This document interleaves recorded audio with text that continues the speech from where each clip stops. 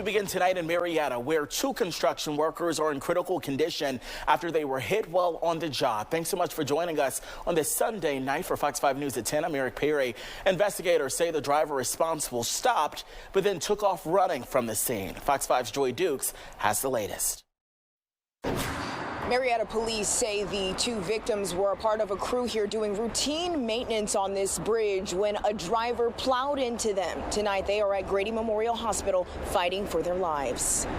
Really, our message tonight is one of please keep these construction workers in our thoughts and prayers.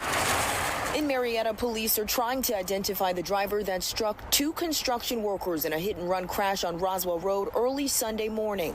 Police say the workers, 38-year-old Jimmy Veraza and 28-year-old Oscar Aguilar, were setting up a lane closure sign just before 1:40 a.m. when police say a 2019 gray Volkswagen Jetta failed to yield to the lane closure. And a car plowed through the sign and struck both of them.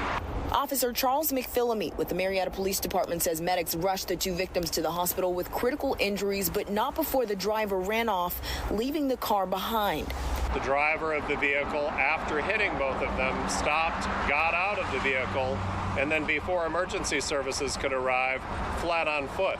McPhillamy says so far investigators were able to determine the driver in the crash is not the owner of the car and that the car wasn't reported stolen.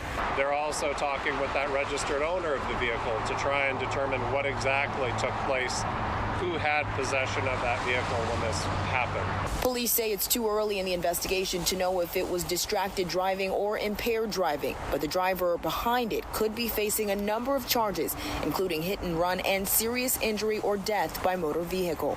But when a giant sign is placed in the roadway with an arrow and you physically take out that sign and the two workers behind it, certainly there were things at play that took that individual's attention off from where it should have been, which is on the road.